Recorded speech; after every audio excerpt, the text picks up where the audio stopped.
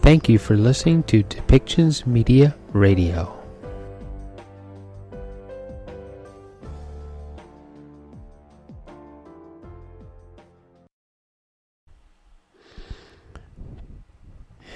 And welcome back, everyone.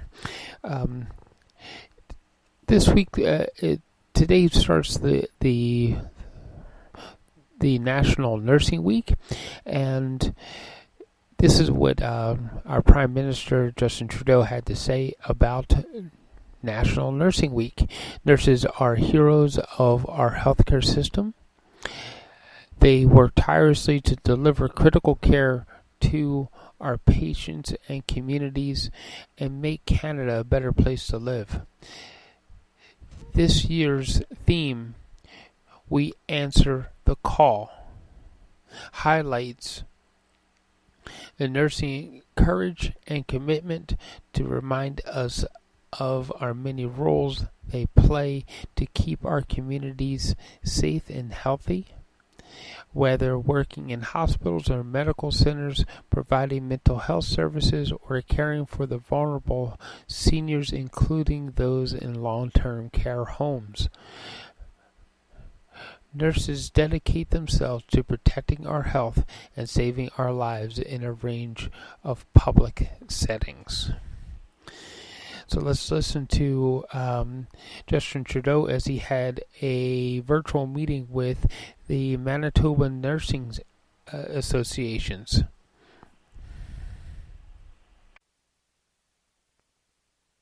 Thank you, Jim, for those words and that introduction. Hello, everyone. Bonjour à tous. Talking to you from Ottawa, from unceded Algonquin territory. It's great to be here with you, Jim, but also with Terry, Kevin, and Dan on our team as strong voices for Manitoba. I want to start by saying to everyone here, thank you. Thank you for being there for people when they need it most. Your dedication, your skill, your compassion are remarkable at any given time. But this past year has been extraordinarily demanding of you and of your colleagues across the province and across the country. This past year, you've been asked to rise to a challenge that no one could have expected. And even though you chose careers and certainly signed up for caring, for being there, for going above and beyond in service to others, nobody signed up for a pandemic. And you have answered the call in an extraordinary way, which is why that's this year's theme for National Nursing Week. Je sais aussi qu'il y a beaucoup de jeunes qui se joignent à nous aujourd'hui, des étudiantes, des étudiants en soins infirmiers qui s'impliquent, qui continuent de voir à quel point c'est important d'être là pour servir les autres. Et je vous remercie du choix que vous avez fait et d'être parmi nous aujourd'hui. The third wave of this pandemic is hitting Manitoba and Winnipeg really hard. And I know all of you are part of the efforts to ramp up critical care in response. As a federal government, we'll continue to be here with whatever you need to get through this. Well over 500,000 vaccine doses delivered to Manitoba so far, with many more on the way. The Canadian Armed Forces are helping with vaccinations in Manitoba First Nations. We continue to deliver rapid tests and PPE to the front lines. Et en plus, on investit des milliards de dollars afin que les Canadiens puissent obtenir les chirurgies, les traitements dont ils ont besoin et qui ont été retardés à cause de la pandémie. We've continued to be there with supports from the federal government, and we will continue to be there with supports for you, for healthcare in general, but also for professionals on the front lines right across the province. This third wave is hard, but it's no match for the resilience and strength of Canadians, particularly frontline workers, particularly frontline health workers, particularly nurses. You are extraordinary, even as you are feeling worn down and exhausted like everyone else. This has been really hard. And we just want it to be behind us, but we know it's not. We know there are still tough weeks ahead of us. And please know that we will continue to be there to support you in any way possible, not just the federal government, but all Canadians. Thank you for everything you're doing for our loved ones, for our communities, and we'll get through this together. With that, I'm happy to pass it back to Terry to get the conversation started. Well, thank you, Prime Minister, for those words of appreciation, which I know we all feel. And so, folks, we have representatives from 8 nurses groups with us today. So each group will have about 3 or so minutes to speak, after which the Prime Minister may respond. And I'd ask you to keep to the time so we can hear from each and every group. And after we've heard from everyone, we'll have a question and comment session, a conversation with the PM, and an opportunity for some of you who didn't get a chance to speak in the first round. So let's start with Pam Friesen from the Association of Regulated Nurses of Manitoba. Pam. Thank you. Good afternoon. As a critical care nurse, it is an honor to speak on behalf of the Association of Regulated Nurses of Manitoba today. After a year of this pandemic, I, like every nurse, have many stories to tell of the challenges of working and living through the COVID-19 pandemic. I will speak briefly about my personal experiences because I want to take this opportunity to share with you 2 issues that I believe the pandemic has highlighted. The most challenging part of nursing during the pandemic for me has been enforcing the visitor policies. Restrictions are necessary to limit the spread of COVID, but can you imagine how difficult it is to look into the eyes of a grieving wife who yesterday was planning the future with her partner and asking her to choose which 3 of her 4 children she will pick to say goodbye to their father before he dies? Or to watch the steady decline of a patient, knowing that by the time special permission for visitation will be granted, the patient will no longer be aware of their visitors, no longer able to squeeze the hands of their loved ones or acknowledge their presence in any way.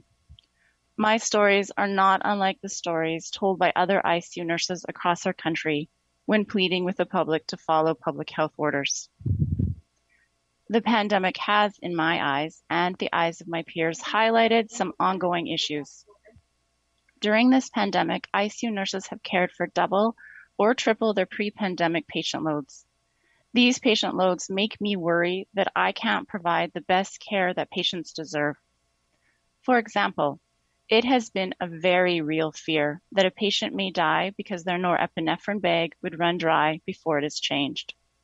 Norepinephrine is a continuously infused potent blood vessel constrictor that maintains a life-sustaining blood pressure. Another example is that patients sometimes accidentally disconnect themselves from their ventilator, struggle to breathe, and may die before reattached to their ventilator. With the current circumstances, the possibility of these 2 scenarios occurring is significantly increased. We as nurses understand this is a pandemic, and we will do what must be done at this time. However, for the long-term post-pandemic plan, nurse-patient ratios must be established to provide Manitobans with the high quality of care they deserve and have come to expect. The pandemic has shown that asking an ICU nurse to care for more patients means that lives are at greater risk. Another point this pandemic has drawn attention to is the high level of nursing knowledge and education required to properly properly care for ICU patients. There are fewer baseline critical care beds and therefore fewer critical care nurses. Now our healthcare system is less capable of handling any additional stressors, such as a novel coronavirus. Decreased baseline beds meant there were fewer critical care nurses available to care for the surge in patients requiring ICU care. Plans were made to accommodate the increased demand for ICU beds. Supplies were purchased and physical spaces set up for patient admission. But a highly skilled intensive care nurse cannot be purchased from a supplier. It takes time to prepare an intensive care nurse. Intensive care nurses provide treatments and use machines and medications that are beyond the scope of basic education. More important than being able to use specialized equipment is the assessment and interpretation skills that are heavily relied upon by critical care teams. The continued professional development of Manitoba nurses is necessary to provide the complexity of care our most critically ill patients need. I thank you again for this opportunity to share issues identified by bedside critical care nurses who care for real Manitobans in life and death situations. Thank you, Pam. obviously, the stress on resources has been extraordinary right now, and so much of it has fallen on your and your colleagues' shoulders.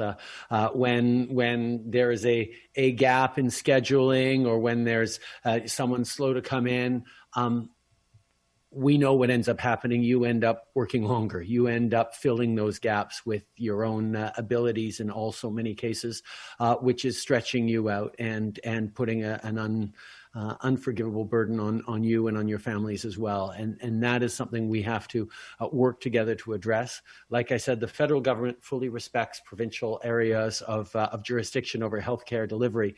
But at the same time, we have stepped up with billions of dollars in transfers to the provinces for health right now. But we're also going to embark upon long-term funding discussions with the provinces as we get through this. And there is a need for more money in healthcare across the country, and that money will come from the federal government.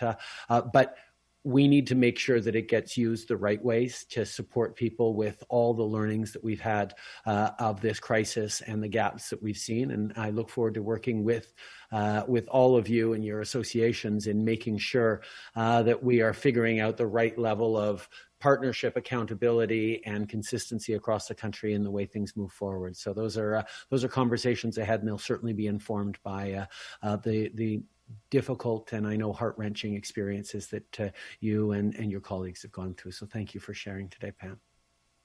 Well, thank you, Pam and Prime Minister. Now we'd like to hear from Christina Hernandez from the Manitoba Nurses Union. Christina. Okay. Hi, everybody. Thank you for having me here today. I'd like to thank the Nurses Union for inviting me, a recent graduate of the Critical Care program, to represent them. It is a testament to how the union believes that frontline nurses deserve a spot at the table where decisions about healthcare are made. And that's what I'd like to focus on for the next minute or so. So as you all know, the pandemic showed the strength and vulnerabilities in our healthcare system. It showed that in the face of catastrophe of epic proportion, nurses will respond and put patients first. We are not only utmost caring, but adaptable and collaborative under pressure. We have also unfortunately seen the fragility of our healthcare system and that nurses are not immune to the consequences of this pandemic.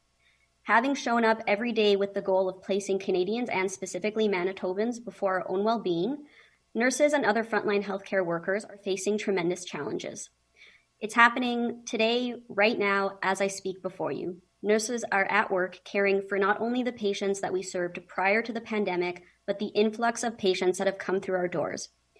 We are also caring for our patients' family members who unexpectedly cannot be at the bedside, and we are also trying to care for each other and manage the trauma associated with working the front line during this pandemic for over a year. Only then can we begin to think of our families and then lastly, ourselves.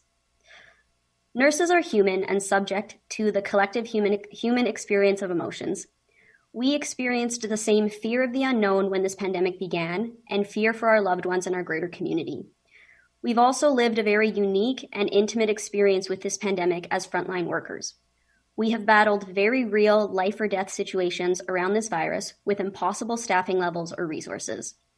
We are tired and concerned about the future. Despite the challenges and fears, we are still showing up and we still continue to provide the best care possible. This is what nurses do. As a group, nurses' adaptability and collaborative nature have demonstrated again, like in the past, how qualified nurses are to pioneer the future of Canadian healthcare system. During this pandemic, we provided care in what seems like impossible circumstances and under authority that was surprised to learn lacked a true understanding of this system. Can you imagine the strides that we as a society could make if nurses were afforded the respect and positions of power necessary to make significant contributions at decision-making tables?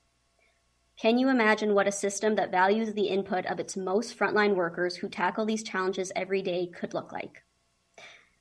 What I can tell you is that it is a system that would value the human experience of healthcare, that would uphold the standard of the Canadian Health Act, which includes public administration, comprehensiveness, universality, portability, and accessibility. And I can tell you that it would also be a system that is fiscally responsible. An investment in the public healthcare system and in nurses is genuinely an investment in the greater good of Canadian society, and nurses are here for it. We have been here the entire time, and the pandemic has shown that we are not only capable, but ideally positioned to get the job done. We bring the skills, education, and experience necessary to work with all levels of government to better our healthcare system. So I'm going to end, but I don't want to end on Happy Nurses Week because most of us are not in a position or state to celebrate. But I will end on thank you for having me here, and thank you to all my colleagues across the province and the country for everything that you have done.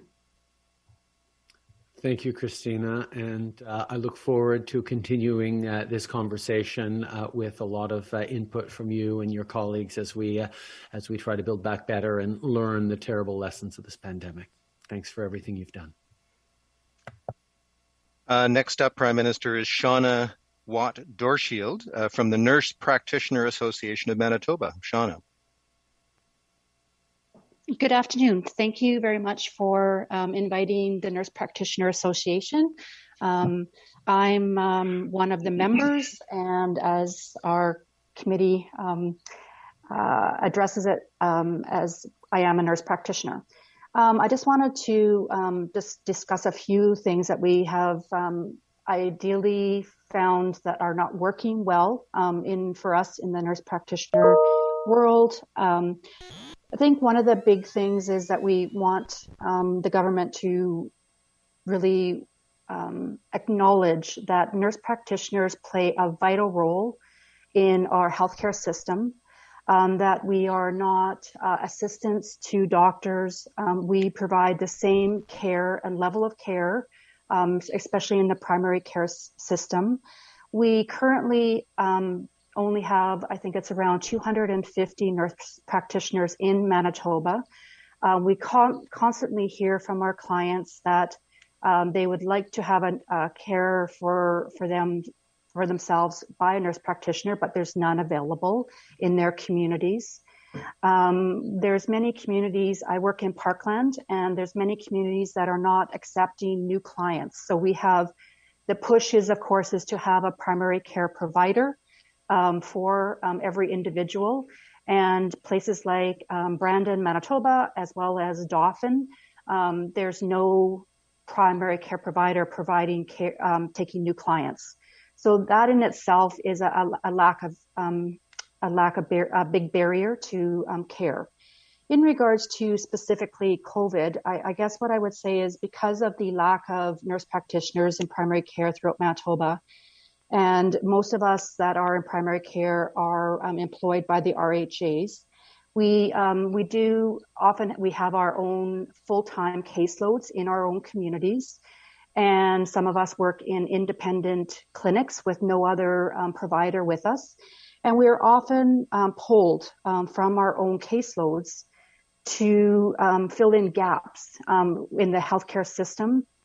So things like we're being pulled in to be redeployed to the COVID test sites, to flu clinics, to COVID test sites, to long-term care facilities. And all of these previously mentioned duties, they are definitely required and need a nurse, but definitely are not using the scope of practice of a nurse practitioner. And when we get pulled to these other areas, our communities are suffering. We do not have, that creates barriers to services to our own clients. Their healthcare needs are pushed back. We definitely aren't able to provide the service that we need to our own clients. The other piece is that, of course, the constant change of the recommendations, sometimes coming from the provincial standards or the provincial recommendations are different than the provincial recommendations. When we're working in a clinic that has other disciplines such as doctors, they get their own direction from Doctors Manitoba, whereas we get different recommendations from the RHA. So we often, are at an odds with the other people working even in our work site as to who's screening, who can book an in-person appointment versus a virtual appointment. There's lots of confusion happening. The other piece, I guess I just want to mention is that when PPE was discussed and there was, we were having to reuse or prolong use of our surgical masks. And we were having people coming in, they hadn't got screened properly, they were symptomatic. We didn't have access to, we were allowed one mask per shift for a 9-hour shift. We were told to put them in paper bags. It was deemed that community or primary care was not in the hot spots. Therefore, we were having to account, and we still have to account and send in every week. We have to send in the number of masks we used. So they're not readily available. Many of us had tried to get N95s for when we had clients that come in symptomatic. And it has only been in the last 2 months that we have been able to be accessing N95s because we were told that they were only for hospital use. The other thing that I work in rural Manitoba, and with the pandemic, there's been lots. I also work in First Nations communities, and because of COVID, there has been a lot of barriers placed for clients to get health. So sometimes people don't have transportation, for instance, on a First Nations community. They're not able to get to their appointments, get to the hospital, get to their specialists, get to see me if they don't have their own transportation. The health offices are only able to have one person ride in the van because of the COVID restrictions. And even the fact of trying to get people in to obtain the abortion pill or their opiate agonist therapy. There's limitations on the clinics and their availability. So I guess I just want to, my final comment, I guess, would be to have the government acknowledge the important role nurse practitioners play and all the flexibility, I guess, that we have had and that we are hoping to build more capacity in our communities with nurse practitioners and work with all of the other disciplines to provide the best care we can. Thank you very much for inviting us. Thank you, Shauna, for sharing. I think that you said a lot that is worthy to reflect on. I think one of the frames that I see is as we move forward, we need to understand that yes, there's going to be an important role for institutions and hospitals to play, but the more we can base health services in the communities, the more we understand and build a flexible system that is closer and more engaged to where citizens are and less institutional as the one way of delivering healthcare, the better off we're going to be. That's where we're going. I think this pandemic, like it has in so many areas, has accelerated reflections around that, hopefully for the better. Now we just need to make sure we follow up on that. So thank you for everything you've done and you've shared. Well, thank you, Prime Minister. And you've met this next speaker on a previous Zoom with our friend Kevin Lamrou. Dan Carlo Buenaventura is from the Philippine Nurses Association of Manitoba. Dan, magandang hapon. Magandang hapon, Mr. Member of the Parliament, Terry Duguid. Honorable Prime Minister JT and honorable members of the Parliament, fellow nurses, good afternoon to all of you. So I represent the Filipino Nurses Association of Manitoba. I am an internationally educated nurse originally from the Philippines.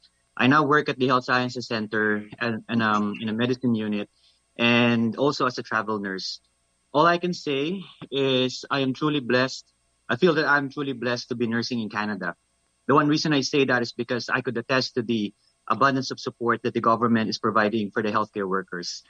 The system may not be perfect, but I do appreciate all the efforts and the help, starting from the PPE that the government is providing us to be able to render care safely to our patients, to the timely imposing of the implementing of the policies, the education that gets to us right on time so that we would know exactly how to care for and nurse for patients who are infected and affected by COVID, and for us to be able to help protect ourselves and be healthy and be able to come back healthy to our families. I do appreciate all those help and effort from the government. This really has been a challenging and sad times for everybody. I have seen passing of patients in my few years working as a nurse so many times, but over the last year have been different. I have never been witness to patients dying by themselves. And those patients who are dying on their own, sorry, who have been dying only, who have been in the bed of death, and have been only with us for that particular time at the bedside. I have not seen the smile on my coworkers' faces for a very long time, and quite frankly, I've actually forgotten some of them and how they completely look like without their PPE. These are only some of the challenges that the pandemic had brought along in our nursing profession and daily grind. But some of the more burdening challenges that we still face, I think, are rooting deep towards are deeply rooted on the staffing issues. And nurses have been working long hours, time after time. And I think some of my colleagues here have mentioned that already. And we have been stretched so thinly that some of us have been emotionally and physically tired over the last year. I also would like to mention about the red tape again amongst with the registration process amongst the internationally educated nurses that the regulatory bodies have control over with. We have the province have lost many nurses. The IENs have been going through. The IENs originally were nominated to work and live in Manitoba, had decided to go to other provinces, particularly in Ontario and the Maritime provinces, because they find that the registration process there is somehow much more fairer than what we have here in Manitoba.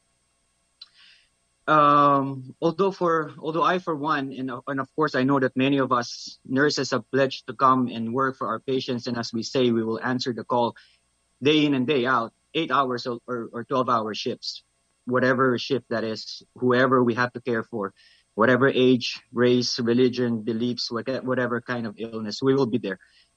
But of course, we are asking that the government to please continue to support us, Mr. Prime Minister. We haven't had the collective agreement for many years now, and that alone is something that would boost the morale of many of the nurses and show that the nurses are looked after and are taken care of by our government. And again, I would like to say that I sincerely appreciate all the efforts that you are continuously providing us. Lastly, I would like to thank again the members of the Parliament for inviting me over in our organization to speak on behalf of the internationally educated nurses that are working here in Manitoba, caring for our beloved Manitobans. And thank you. Mabuhay. Thank you, Dan Carlo. It's good to see you again. And thank you for reminding us that even as you guys are heroes and almost superheroes in your daily lives to families, to suffering Canadians, you are also all too human, and the accumulation of tragedies, of the stark reality that we are dealing with, and the fears that you have for your families and your communities are extremely impactful on you as well. So thanks for highlighting that and showing that you are leading with your heart as always, as so many nurses do. But also that there's lots more work to do, including on provincial conversations. But like I said, the federal government will be there to help make that decision easier by provinces to give proper support to the healthcare system and the people who have done extraordinary work within it. So thank you, Dan Carlo. With us from the l'École des sciences infirmières et des études de la santé, René Pichet. René. Merci, M. Duguid. Bonne prononciation. Et merci, M. Trudeau. pour l'opportunité de laisser laisser la place aux étudiants des sciences infirmières du Canada à se prononcer. Donc, je suis du baccalauréat en sciences infirmières à la petite université de Saint-Boniface ici à Winnipeg. Et puis, ça fait 2 ans déjà que je suis dans le programme et j'ai eu la grande chance l'année passée de pouvoir justement rejoindre l'équipe à la première ligne des soins de santé dans un centre de soins longue durée ici à Winnipeg, un petit centre francophone, Action Marguerite Saint-Vital. Et puis, donc j'ai pu, depuis ce temps-là, j'ai commencé pendant la pandémie en plein fléau, le 4 mai, pour être juste. Et puis, comme Pam, comme Dan vous avez dit, les gens étaient seuls. Les gens, les personnes âgées, nos résidents, day in, day out, n'avaient pas d'interaction, mis à part vraiment les professionnels de la santé, que ce soit nous comme préposés en soins de santé ou bien les infirmières, le soutien, les gens qui travaillent là. Ça m'a vraiment démontré à quel point, pour les gens, les minorités que nous sommes linguistiques, francophones, à quel point l'offre active, comme vous le savez tellement dans les sites gouvernementaux fédéraux, l'offre active d'offrir les services en français, en anglais, comme la personne le désire, sans avoir besoin de le demander. J'ai pu vraiment voir pendant ce temps de pandémie où les familles qui donnent ce confort linguistique-là aux résidents, c'est à nous, justement, de porter ce flambeau dans ces centres de santé. À maintes reprises que j'ai pu voir des résidents qui, eux, parlent un français très courant, un français de Sainte-Anne, de Labroquerie, de petits villages ici et là autour de Winnipeg, qui ont été vraiment rassurés puis vraiment apaisés que je puisse leur offrir des services en disant des expressions comme « ben voyons », ou des expressions genre « ah, la petite gueuse », des trucs de même, des trucs pour plaire aux gens. Je trouve que c'est vraiment fort. C'est quelque chose que nous, comme infirmiers, infirmières, que ce soit avec ma francophonie ou avec nos petits talents cachés ici et là, qu'on peut faire rayonner un peu de joie chez les gens. Je pense que c'est ça que je ressors le plus du système de santé, de ce que les infirmiers et infirmières ont pu donner envers nos patients, surtout dans ce temps de pandémie où les restrictions et les interactions avec les familles, surtout pour des gens qui sont institutionnalisés, comme nos personnes âgées dans les centres de soins longue durée, ont à subir. Donc, comme étudiant aussi, je veux vous assurer que le futur du Canada est entre bonnes mains. Moi et mes collègues, on a très hâte à pouvoir justement rejoindre l'équipe de première ligne dans les hôpitaux. Au début de la pandémie, moi et plusieurs d'entre mes collègues, nous nous sommes dit à quel point on avait hâte de vouloir rejoindre justement l'équipe parce qu'on voyait le travail acharné que les infirmiers et les infirmières au Canada, aux États-Unis, en France, en Espagne, tout partout au monde, vraiment, se rejoignaient épaule à épaule pour donner des soins à ceux qui l'avaient vraiment besoin. Donc, j'ai hâte de pouvoir voir ce qu'on peut faire de notre futur ici au Canada. Merci.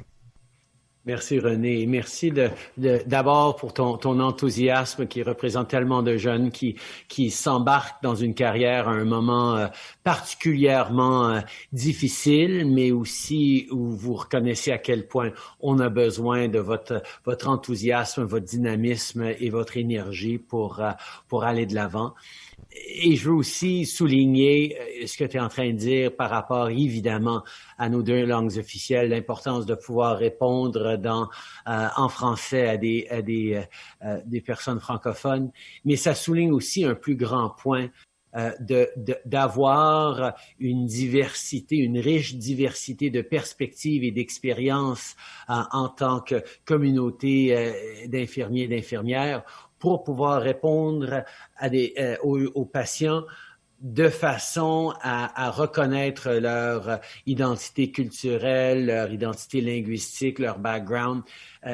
C'est un moment d'anxiété quand on est malade, encore plus dans une pandémie, de se faire rassurer que quelqu'un nous comprend dans les subtilités de notre expérience, de notre identité, de notre langue. C'est encore plus important. Évidemment, on commence d'abord avec nos 2 langues officielles, mais il y a énormément de couches d'identité qui devraient être bien représentées à l'intérieur de notre profession infirmière. Alors, je te remercie de ton intérêt et de l'engagement de tout le monde de garder, de rester soi-même avec toute sa diversité à l'intérieur d'une profession qui demande énormément de professionnalisme. Et c'est cet équilibre entre être humain et être un professionnel qui est à l'avant-plan à tous les jours avec le travail extraordinaire que vous faites tous. Thanks, Prime Minister. And another organization so important to the future of nursing, from the Red River College Nursing Students Association, Derek Kolchicki. Derek. Yes. Hi. Thank you for having me, Mr. Duguid and Mr. Trudeau. So I'm from the Nursing Students Association from Red River College. I'm the president along with Jonathan Liu there, and I just wanted to share a bit of my experiences as a student and just kind of some things that I've heard from a lot of other students, not just in our program, but kind of throughout the province. So this pandemic, it's been a really challenging time for myself and my peers. We've had to go through many adjustments and many accommodations have been had to made in order to adapt to our new style of learning. Everything's online now. We're used to kind of having everything in class. And coming with that has a lot of difficulties. A lot of students are facing a lot of challenges being at home. A lot of our students have kids, they have pets at home, or they have families, and it's not always easy for them to deal with things. So kind of throughout this, as we've been adapting our learning, we've been adapting our curriculums, it just feels like sometimes that the supports we're giving nursing students haven't been adapted that much. And it's just an area that myself and some of my colleagues in the Nursing Students Association have been looking at throughout the pandemic and just trying to improve, trying to provide those students with the supports that they deserve to get through the program, as they will be the next generation of nurses. And kind of throughout the third wave, and maybe just some other experiences that we've seen throughout the hospitals lately, from the perspective of a student, we see a lot of the nurses stressed out, overworked, tired every day coming in, but they're heroes. There's people that we look up to. Sorry, what's that? They're people that we admire, and we come in and like we think, wow, that's what I want to be. Like I want to be that person. I want to see those students here, and I want to be that person for them. Sorry, and I just think that I'm grateful that the province and the federal government is just providing so much support to the nurses, and I hope they continue to do so, as they really do deserve it. And I know that all the nurses are grateful that us as students are there to help support them and reduce some of the load that they have in the hospital. And as we just kind of continue to move into this third wave and whatever brings us in the future, I just think it's continue that we provide resources and supports for our nursing students across the province, continue to adapt those curriculums, provide supports to students in these troubling times to help prepare them for the future. And I just wanted to share one thing. I think this is a common question that myself and a lot of other students get asked is, why are we choosing nursing? We're entering a field that is crazy right now. We know we're going to get overworked. We know that there's so much going on. And I think for myself and a lot of my colleagues that I've talked to, kind of going along with the theme of this Nurses Week of answering the call, is that we join the profession in mind that people are going to be undergoing tough times no matter what, and we want to be there to help them reach their goals and provide them with the comfort in stressful or anxious periods. Pandemic or not, we're going to be here to do that. Thank you for having me. Thank you, Derek. Thank you for highlighting what is so true of your generation. And it certainly applies to all of your peers who've stepped up in nursing. But it also applies to this generation of young people who are going through this pandemic and understanding how important it is to be part of the solution, to be stepping up, to shape the world for the better, to make sure that you're having the biggest impact you have. And regardless of the career paths that young people are choosing, we know that there is a need and a desire to have the biggest and best impact possible. And as a society, we need to both allow for that and adapt and make sure you're getting the supports from virtual supports to others. But it also means recognizing that students today who've gone through this pandemic are going to be marked by this for good and for bad for many years to come. And there's things that you won't have received that may leave scars, throughout your professional career and you're building a family and a future. And there's other things that you will have learned that will make you even more powerful as heroes in the coming years. And I think as a society, we need to make sure that you are getting all the tools and all the support and all the resources so that we can count on an extraordinary, successful healthcare system and society over the coming decades. That's why as a government, we're really focusing on young people, but I know that is a sentiment across the country to make sure that we're there to give you all the tools you have when you are young people are growing up very, very fast in this pandemic because we all need you to. And I know that's sometimes really, really hard, but it is also giving you strength and resilience that is going to leave our world far better off over the coming decades. So thanks for everything you're doing and all the students with you there. Last two speakers, Prime Minister, show us the future is in very good hands indeed in the nursing profession. Prime Minister, our next guest and speaker is from, I must admit, I have a little bias here, is from Victoria General Hospital in my district, the small hospital with a clear vision and a big heart. And Prime Minister, you spoke to them a few weeks ago, and I know they were absolutely thrilled. So Debbie Lintow is with us today. Debbie. You're on mute, Debbie. There we go. Still on mute. There we go. Hi, everyone. Thank you so much for having me today. I'm really nervous to talk to all of you, but I'll try my best. Hello to Honorable Prime Minister Justin Trudeau. Thank you for this once-in-a-lifetime opportunity to speak to you and everybody.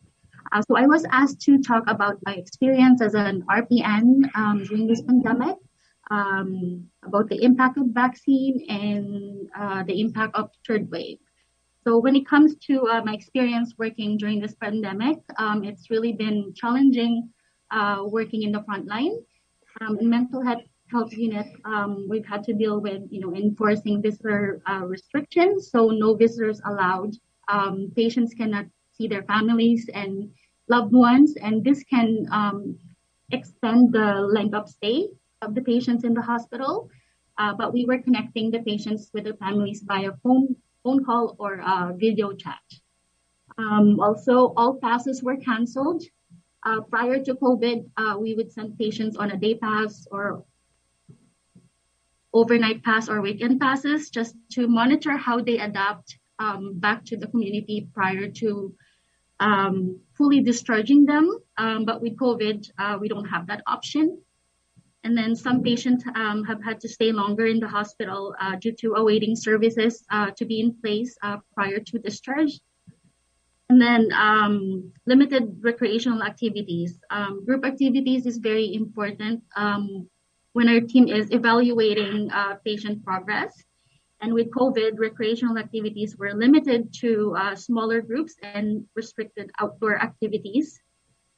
And I think most of all is the stress on staff, most especially when there was an outbreak upstairs on the other unit. We were extremely worried that, it might spread down to our unit, and we're worried that we might get it and then bring it home to our families, and especially the population that we work with. They're very vulnerable and immune compromised. And in general, like all nurses, I think, are very exhausted, and we've been working tirelessly without a contract for years now, but we continue to show up to work, going above and beyond our job, set aside our own fears and anxiety because it is our job to care. And when it comes to the impact of vaccine, it's difficult to say right now since the younger population hasn't received theirs, but hopefully, maybe once the eligibility criteria expands further, then we'll see a change for the better. And when it comes to the third wave, it looks like it's going to be worse than the first two. And I'm worried about our unit having more beds or, having to be redeployed. Once again, thank you very much for this opportunity. Well, thank you, Debbie. And please say hi to everyone at Victoria for me. It was great chatting with them a few weeks ago. Yeah, we are all very worried about this third wave, that it's hitting hard in a few places, including Manitoba, across the country. We just need to pull together and make sure that you're getting the support necessary. Continue to encourage Canadians, even though everyone is tired of these restrictions, to minimize their contacts, to stay safe, to know that even though vaccines are coming in and more vaccines, and that's great that we're getting so many people vaccinated, that is a huge piece of it. But we know we don't get through this third wave until we drive down the case numbers, that vaccinations will allow us to have a bit more of a normal summer, but only if at the same time we also drive down case numbers. So that means hanging in there and preventing all of you from getting overwhelmed in our healthcare systems, and individual citizens being very, very careful so that we can all have a better summer and get back as normal as possible in the fall.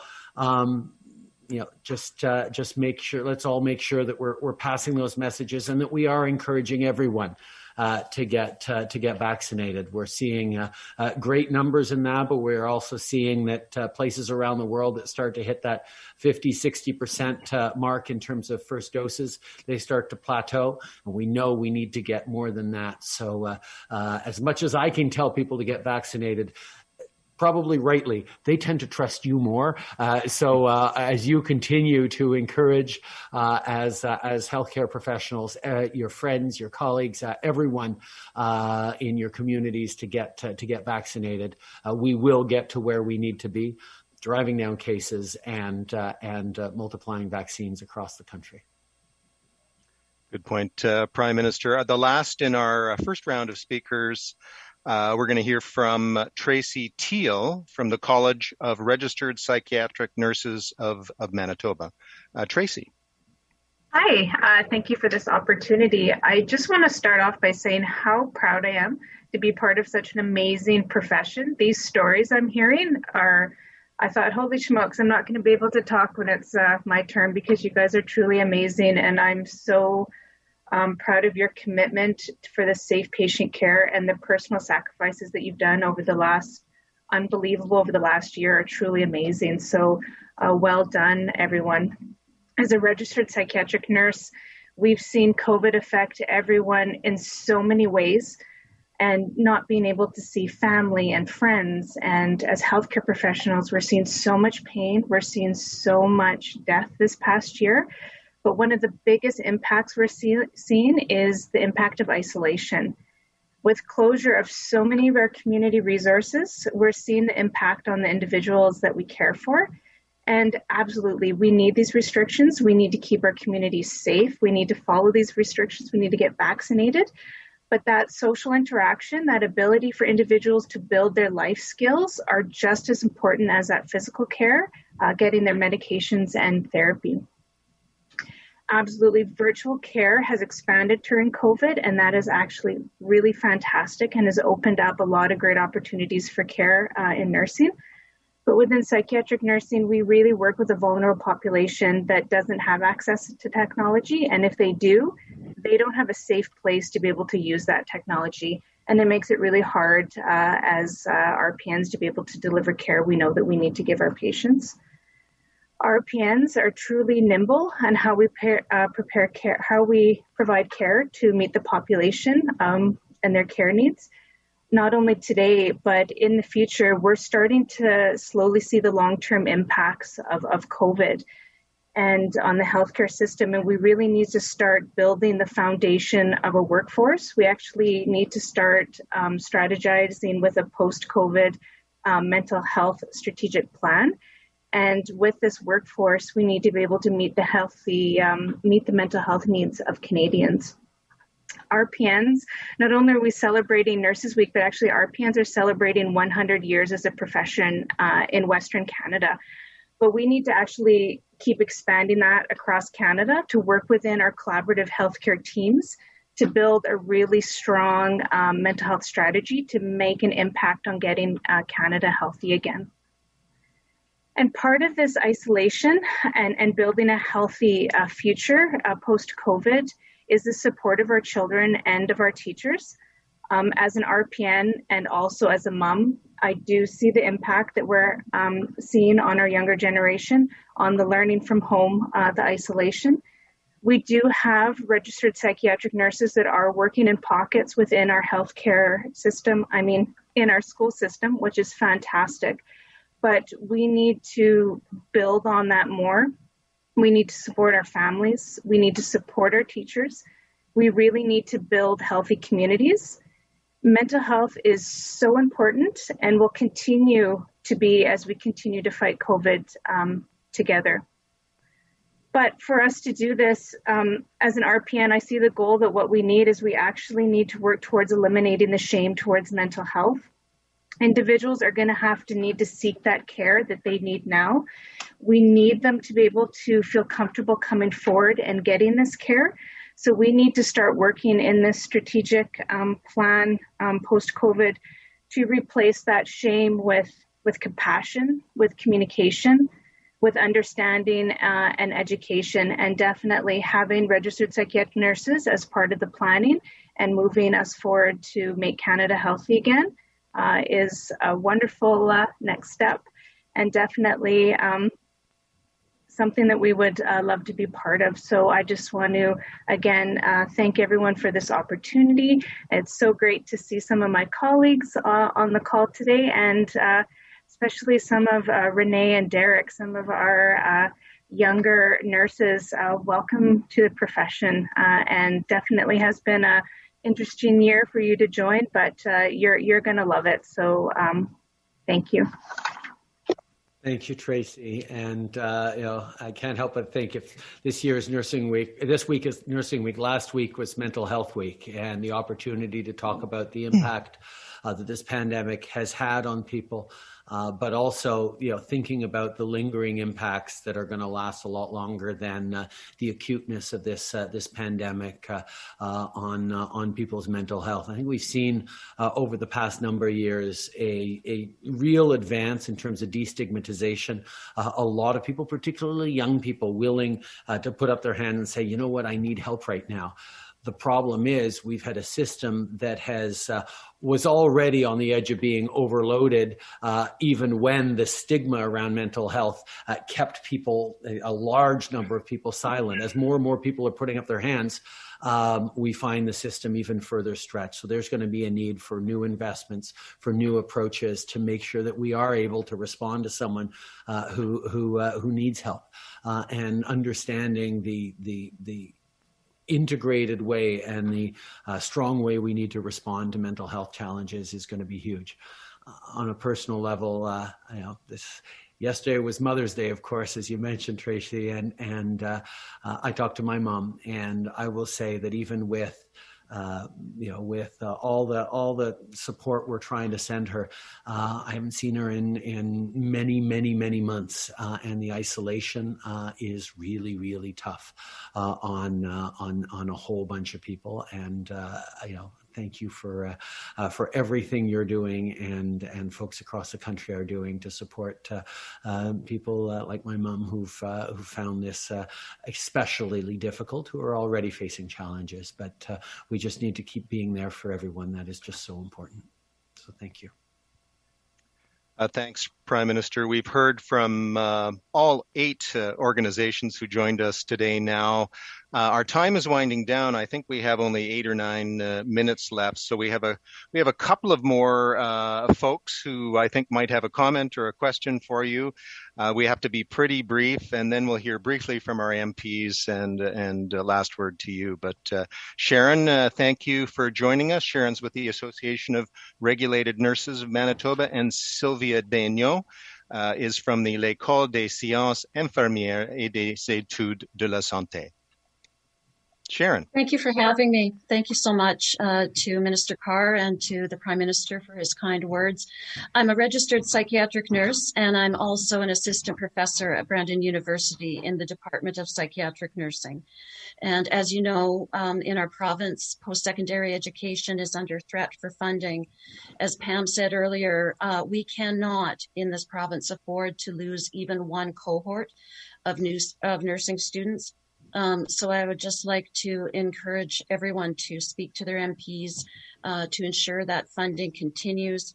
Our students have answered the call. They've risen up to meet extraordinary challenges, balancing their own mental health and their physical health, and working in COVID areas, taking on the same responsibilities as their registered and regulated colleagues. And they've shown great resilience.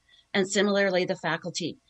Getting our programs up online, countless extra hours of ensuring that our students don't lose their year or their clinical hours. They've demonstrated great resilience as well. And so I know I don't have long. This but show anyway, has been produced by Depictions Media. And Please contact us at depictions.media for more information. Hi, merci beaucoup. Thank you so much for having me today. Je veux juste appuyer un peu ce que mon collègue René avait dit. Nous sommes tellement en admiration de tous les professionnels de la santé à qui on a eu l'opportunité de travailler avec cette année et aussi juste dire que nous avons tellement hâte de les rejoindre à la première ligne. Most people know that university students have had a particular challenge this year, having to go online, and in nursing in particular. It is theory, but there's also a lot of hands-on. My sisters are personally really tired of me chasing them around with my stethoscope around the house. And it's got its particular sets of challenges, but nursing students are very motivated and passionate individuals. Puis, we're going to get through this all together. Puis, I was just wondering if Mr. Trudeau, you maybe had any words of wisdom or of encouragement for us. Just that I continue to be incredibly inspired by Canadians. It's being in any position of leadership during a historic crisis like this is going to be a challenge. But I look at some of our colleagues around the world who don't have the good fortune of serving Canadians, and they're having a lot tougher time of it because we are good neighbors. We're there for each other as citizens, and seeing Canadians step up in so many amazing ways is inspiring to me, and I think you need to take strength in that, knowing that we will come through this. We will learn the lessons that we need to, and we will make sure we're moving forward in even better ways. The future will be brighter. We will get through this, even though we're in for a few more tough weeks for sure. Well, thank you, Prime Minister, and I'm going to have to issue an apology here. Our time has gone so quickly. Thank you all so much for those amazing comments and reflections. We're just all so incredibly grateful for your courage and service day in and day out. As we come to a close, I'd now like to ask our Manitoba MPs just to say a few words, and then we'll conclude with the Prime Minister. So let's start with Kevin Lamoureux. Kevin? Thank you, Terry. And it's quite an amazing thing to look at my computer monitor and see some wonderful people. I can make reference to the Prime Minister, but most importantly, I see 100+ nurses that have been serving Manitobans so well. And what can one say but just to genuinely express our love and appreciation, and to say thank you to each and every one of you for the things that you are doing to be able to make life that much more manageable. Pam talks about those many stories. Dan, in a very emotional way, talked about the senior that's dying, or the individual dying without family there. Shauna talks about the need for additional nurse practitioners and the need to be there for the backbone of our healthcare system. I can tell you that we needed what the Prime Minister said, extraordinary efforts, and the nurses of Manitoba, and in fact all of Canada, have risen to the challenge. And in one word or two words, the best thing I could say is thank you very, very much. And next we'll go to Dan Vandel. Thank you so much, Terry, and thank you to everyone for sharing this time with us. J'aimerais tous vous remercier d'avoir pris le temps de nous joindre pour partager vos expériences, vos préoccupations avec nous. Merci au Premier ministre puis les autres députés fédéraux du Manitoba. Un shout-out à René Piché, un ancien du collège Louis-Riel au Nord Saint-Boniface, mon ancienne école aussi, et un récipiendaire de mon prix la jeunesse pour l'initiative jeunesse en 2019. Fait que continue le bon travail, René et Sylvie. And what can I say? I'm just so proud to be a Winnipegger, a Manitoban during this unprecedented time that we're all going through.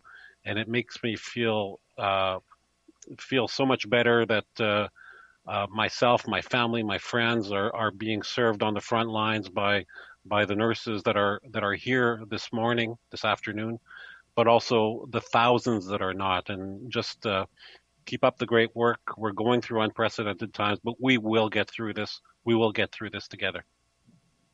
Thank you. Thank you, Dan. And last but not least, Jim Carr.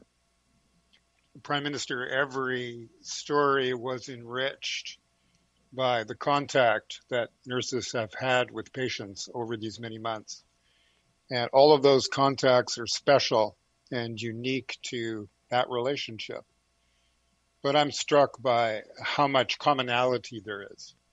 And the commonality is the human dimension, the nourishment, the caring, and the selflessness that's so much on display by these heroes in the front line. And I'm so pleased, Prime Minister, that you've had a chance to firsthand, however virtually, to become closer to those relationships that really are the essential work of healthcare professionals in Manitoba in a very, very difficult moment, and so many special people. So, Prime Minister, over to you for the last word, and thank you so much for sharing this last hour with us.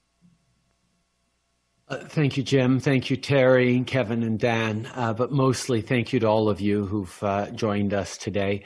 Vous faites un travail extraordinaire, extrêmement difficile, pénible des fois, mais toujours tellement important que vous savez à quel point vous êtes en train de sauver des vies, de faire une différence réelle dans la vie des gens. Et pour ça, nous sommes tellement reconnaissants. I think there's going to be a need for an awful lot of reflections after this pandemic is all said and done. Reflections around how governments could have handled things differently, reflections on how resilient our societies can and need to be. But I think there's going to be a huge reflection on just how our frontline health workers, particularly our nurses, stepped up in an incredibly difficult time with sometimes not all the tools and supports that they would have needed. And I think as we move forward into the coming decades, we're going to have to make sure we are doing right by all of you who have done so right by all Canadians. Merci pour tout ce que vous avez fait. I see lots of hands still up, and I really wish we had time to engage more, but I can tell you that these four MPs on this call want to hear from you, want to continue to engage with you all, and my ability to respond and move forward in the right way together as a country has been immensely facilitated by the unbelievable work people on the ground have done, including our MPs, at collecting stories and issues to make sure we're filling gaps, to make sure that the federal government continues to be there to support people all across the country with unprecedented supports. But just because they were unprecedented in the past doesn't mean they're going to have to be even more going forward. We need to come out of this pandemic stronger and ready for whatever, including potential other pandemics that may be thrown at us in the decades to come. And that means listening to all of you about what we really need to build in terms of resilient societies. Thank you so much. Well, like the Prime Minister, I'm just so sorry we couldn't get to all of your questions, but do know that all of the MPs that are on the screen today, we're here for you, so don't hesitate to reach out. And Prime Minister, thank you. It's been some dark days as we once again see a spike in cases here in Manitoba, so thanks for picking up our spirits by being with us today. Thank you for listening. Thank you for caring. And we know that with the amazing nurses like we've heard from today, we'll get to the other side of this crisis together. And as you would say, with hope and hard work, better days are indeed ahead. So happy National Nursing Week, everyone. Thanks so much for being with us. Have a great afternoon. Thanks so much.